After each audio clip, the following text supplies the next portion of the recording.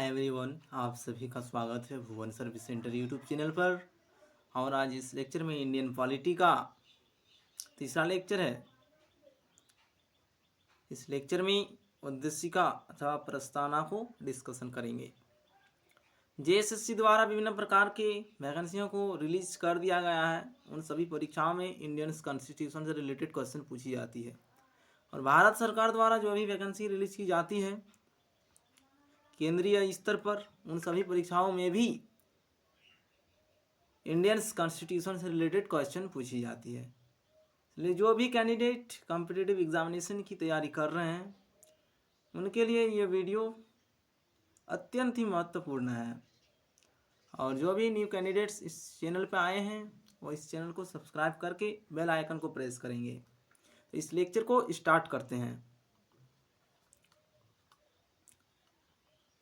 बेरोवारी यूनियनवाद 1960 मामले में उच्चतम न्यायालय ने उद्देशिका को संविधान का अंग मानने से इनकार कर दिया, किंतु केशवानंद 1973 मामले में उच्चतम न्यायालय में अपने पूर्ववर्ती निर्णय को पलटते हुए उद्देशिका को संविधान का अंग माना। उद्देशिका शक्ति का स्रोत नहीं है, शक्ति का आधार कोई उपबंध ही हो सकता है।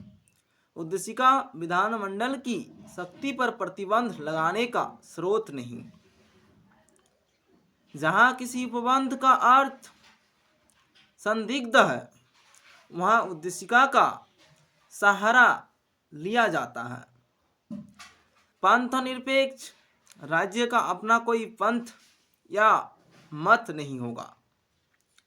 उद्देशिका से ज्ञात होता है कि संविधान किन उद्देश्यों को प्राप्त करना चाहता है।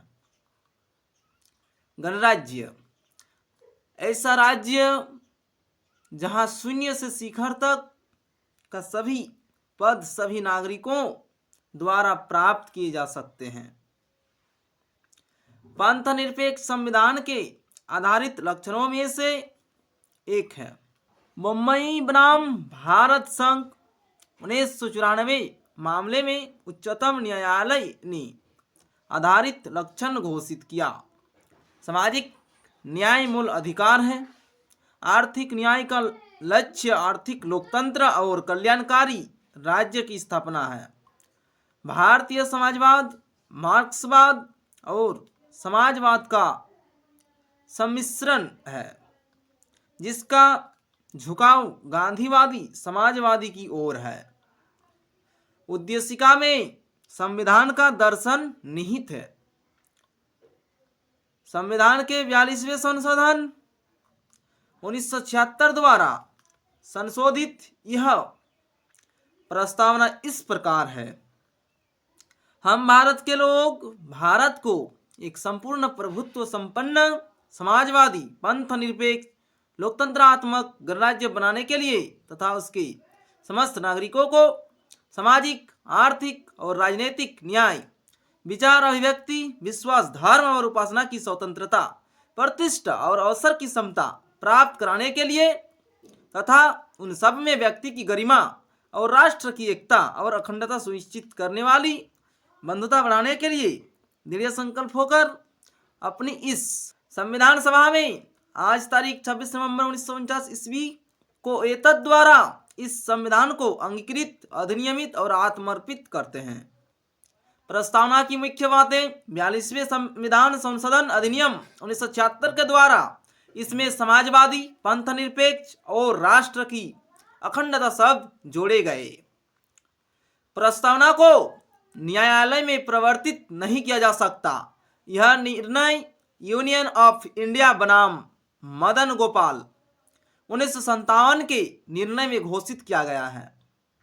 संविधान की प्रस्तावना को संविधान की कुंजी कहा जाता है।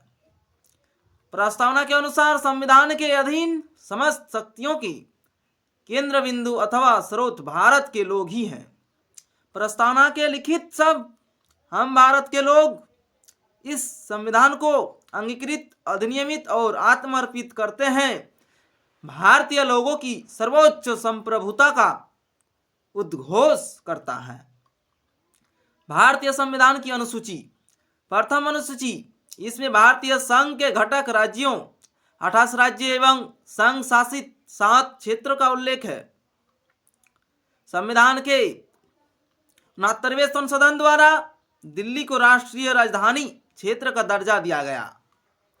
द्वितीय अनुसूची, इसमें भारतीय राज्य व्यवस्था के विभिन्न पदाधिकारियों राष्ट्रपति, राज्यपाल, लोकसभा के अध्यक्ष और उपाध्यक्ष, राज्यसभा के सभापति एवं उपसभापति, विधानसभा के अध्यक्ष और उपाध्यक्ष, विधान परिषद के सभापति एवं उपसभापति, उच्चतम न्यायालय और उच्च न्यायालयों के न्यायाधीशों और भारत के नियंत्रक, महालेखा परीक्षक आदि को प्राप्त होने वाले वेतन, भत्ते और पेंशन आदि का उल्लेख किया गया है। तृतीय अनुसूची, इसमें विभिन्न पदाधिकारियों राष्ट्रपति, उपराष्ट्रपति, मंत्री, उच्चतम एवं उच्च न्यायालयों के न्यायाधीशों द्वारा पद ग्रहण के समय ली जाने वाली शपथ का उल्लेख है।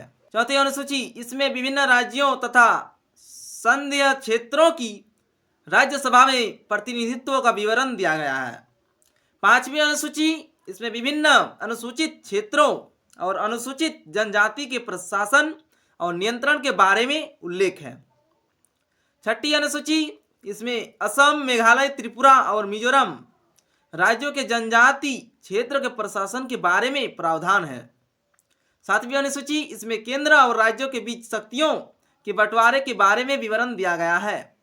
इसके अंतर्गत 3 अनुसूचियां हैं: संघ सूची, राज्य सूची और समवर्ती सूची।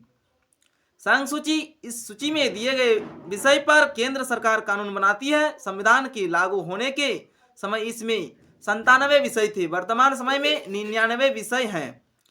राज्य सूची, इस सूची में दिए गए विषय पर राज्य सरकार कानून बनाती है। संविधान के लागू होने के समय इसके अंतर्गत 66 विषय थे, वर्तमान समय में इसमें 61 विषय हैं।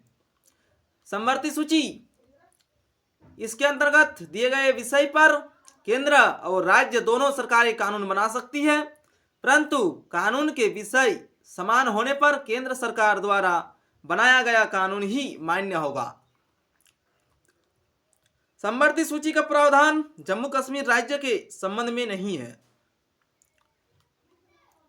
संविधान के लागू होने के समय समवर्ती सूची में 47 विषय थे, वर्तमान समय में इसमें 52 विषय हैं।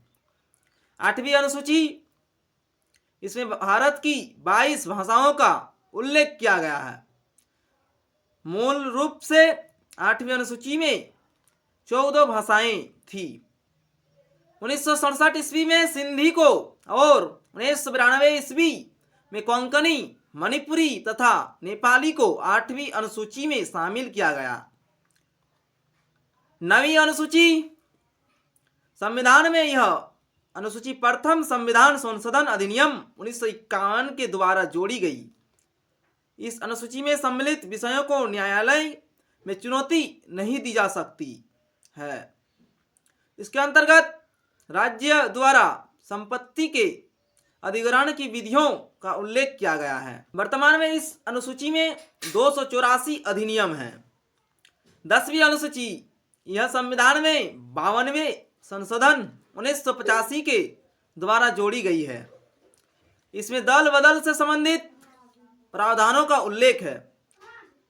11वीं अनुसूची, यह अनुसूची संविधान में 73वें संवैधानिक संशोधन 1993 के द्वारा जोड़ी गई है।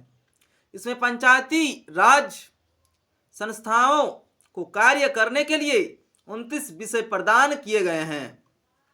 12वीं अनुसूची, यह अनुसूची संविधान में 74वें संवैधानिक संशोधन 1993 के द्वारा जोड़ी गई है। इसमें शहरी क्षेत्र की स्थानीय स्वशासन संस्थाओं को कार्य करने के लिए 18 विषय प्रदान किए गए हैं। भारतीय संविधान के विदेशी स्रोत: मौलिक अधिकार, न्यायिक पुनरावलोकन, संविधान की सर्वोच्चता, न्यायपालिका की स्वतंत्रता, निर्वाचित राष्ट्रपति एवं उस पर महाभियोग, उच्चतम एवं उच्च न्यायालयों के न्यायाधीशों को हटाने की विधि एवं वित्तीय आपात। ऑस्ट्रेलिया प्रस्तावना की भाषा संवर्ती सूची का प्रावधान, केंद्र एवं राज्य के बीच संबंध तथा शक्तियों का विभाजन। ब्रिटेन संसदात्मक शासन प्रणाली, एकल नागरिकता एवं विधि निर्माण प्रक्रिया। आयरलैंड नीति निर्देशक सिद्धांत, राष्ट्रपति द्वारा राज्यसभा में साहित्य, कला, विज्ञान, समाज सेवा इत्यादि के बारे में ख्याति प्राप्त व्यक्तियों का मनोनयन, आपातकालीन उपबंध। कनाडा संघात्मक विशेषताएं, अवशिष्ट शक्तियां केंद्र के पास। फ्रांस गणतंत्र। जर्मनी आपातकाल के प्रवर्तन के दौरान राष्ट्रपति के मौलिक अधिकार संबंधी शक्तियां। रूस मौलिक कर्तव्यों का प्रावधान। जापान विधि द्वारा स्थापित प्रक्रिया। पूर्व सोवियत संघ मौलिक कर्तव्य। भारत सरकार अधिनियम 1935, प्रांतों में शक्ति विभाजन, तीनों सूची, आपात उपबंध। इस लेक्चर में आप सभी को भारतीय संविधान का प्रस्तावना के विवरण को दिया गया। आप सभी इस चैनल के साथ बने रहें और इंडियन पॉलिटी की तैयारी करते रहें।